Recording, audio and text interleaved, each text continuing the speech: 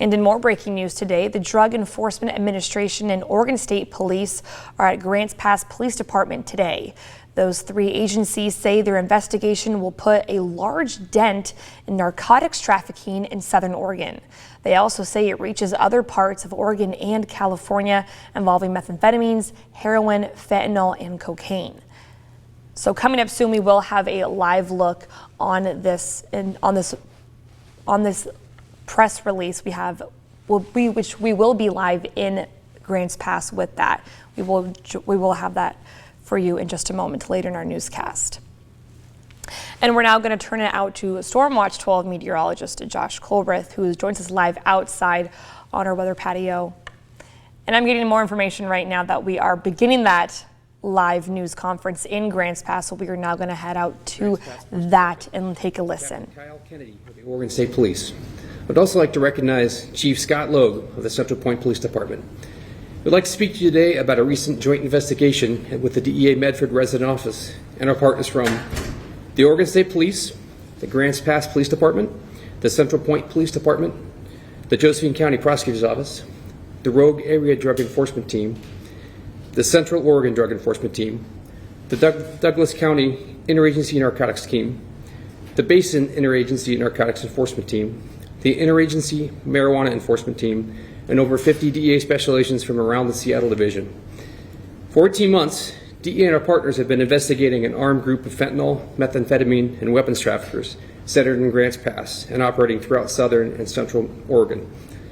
On November 14th, federal, state, and local law enforcement officers from around the region executed 9 search warrants, arrested 24 individuals, and seized 37 guns, including a fully automatic weapon and an explosive device. Even before yesterday's enforcement action, the team had already seized 40 pounds of methamphetamine and large amounts of fentanyl, pills, and powder. We assessed the quantity of fentanyl we seized had the potential to yield 144,575 lethal doses.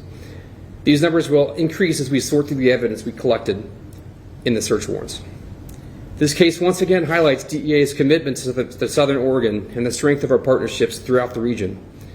Drug and weapon seizures made in this cooperative effort between federal, state, and local law enforcement agencies made communities in Southern Oregon safer today. So thank you. I'd like to introduce Chief Hesman.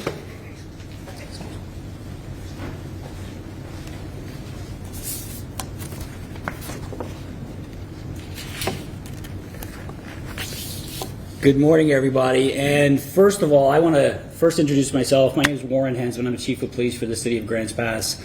And I want to start out today by thanking our community. It's really important to thank our community for their continued support. They trust and believe in the men and women of the Grants Pass Police Department, and I am forever thankful for that support. I also need to thank all of the amazing law enforcement partners in the room today. And we heard that laundry list, but it really is kind of a look into our world of what a partnership really looks like. In an environment where municipalities are sometimes struggling for funding, we rely heavily upon our partnerships, and those partnerships are what we call force multipliers. The Grants Pass Police Department couldn't do this without their partners, and we're very thankful for that. I wanted to share my thanks as well, not just to the DEA, but to also our local RAID team, our Rogue Area Drug Enforcement team, made up of men and women from the Grants Pass Police Department, Oregon State Police, Josephine County District Attorney's Office, and Josephine County Community Corrections. The RAID team have been slogging it out in Grants Pass and Southern Oregon for years, and the community is indebted to them for sure. I wanted to also share that it's important as the chief and for this community to know that we will tackle crime from a lot of different fronts. This is just one of those fronts that we have to come at crime, structured crime, to have an impact. But it's more than just that. We need to recognize as a team that overdoses in Southern Oregon are at an all-time high. It's absolutely disgusting when you think about the amount of life that is lost to overdose-related death. I wanted to make sure that everybody in this room knows that the Grants Pass Police Department, and I know our partners, sincerely believe in treatment. We know we are not going to arrest our way out of addiction, and we will continue to work tirelessly with our other partners. And for those of you that live here in the region, know that the Grants Pass Police Department have a strong partnership with Options for Southern Oregon and Adapt Integrated Health, where we have a case manager embedded within our organization, and we have recovery mentors that respond to all overdoses in the city of Grants Pass. That is a partnership that needs to continue because it's a partnership that will save lives. I also need to share with everybody, because it's a reality, that studies have shown that a significant number of property crimes are committed by people suffering from addiction. And this isn't a judgment for me at all. It's a reality. And I go back to treatment and recovery, and we need to pay closer attention to that so we can help people get well, get better, so we can bring crime down throughout our community and throughout communities in Oregon. I also wanted to close with the Grants Pass Police Department will continue to write citations for Battle Measure 110. We believe in holding people accountable, but we also believe in providing some sort of an avenue towards treatment and recovery. And I'm going to conclude on that, and I just want to thank everybody in this room, and I want to thank the partnerships. We couldn't do this without you. It's community, it's law enforcement, it's our service providers, it's everybody. With that said, I'm going to introduce Oregon State Police Captain Kyle Kennedy.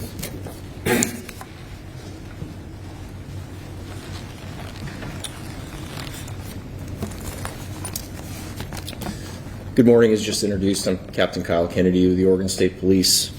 Yesterday we saw the culmination of over a year-long investigation, an interagency investigation into a local drug trafficking organization. Today that organization has been dismantled and is no longer in operation. Oregon State Troopers alongside DEA, the Grants Pass Police Department, the Central Point Police Department, and multiple local interagency narcotics teams have spent countless hours to track down the tentacles of that operation and to bring accountability to those who would seek to harm our communities by bringing illegal drugs to those who are vulnerable and addicted. These joint operations, as was just said before, is a force multiplier for our ability to disrupt and deter illegal drugs from flowing into our communities. To the local communities, we know our work's not done with this one operation, but we do ask for your help. We need your help. You're the eyes and ears of everything that happens in your neighborhood.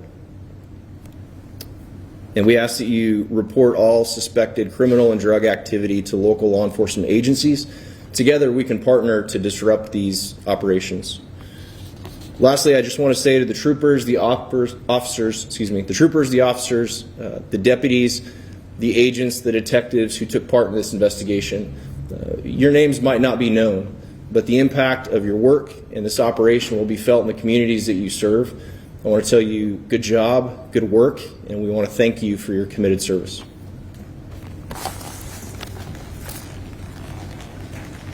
Okay. Before you see some weapons and drugs and cash we seized in yesterday's operation, on the screen is a seizure we made previously in the investigation. And we'll be happy to take any questions. Yes, ma'am. How many people were arrested again, and what was the geographic extent of the organization? So there were 24 arrests yesterday, and the geographic extent was mostly in southern and central Oregon. Could you describe how the organization worked? Where were they sourcing their material? How were they distributing it? Whatever you can say about that. Okay, so fentanyl and methamphetamine both come from pretty much the same sources. They come from chemicals largely produced in China, shipped to Mexico, where they're made. Both fentanyl and methamphetamine are made in large labs in mostly central Mexico. It's pressed into methamphetamine or fentanyl, depending on the case, and is shipped north. So that's where the drugs ultimately came from, is Chinese chemical companies made in Mexico and sent to the United States. So that's how it arrived in our community, and it was distributed by this organization in a variety of different ways. Yes, ma'am. Yes, Taylor Anderson, NBC5 News. I just had a quick question. And we're going to get another live look from Newswatch 12's Brinkley Hill about the details on this case and what else police and the DEA found.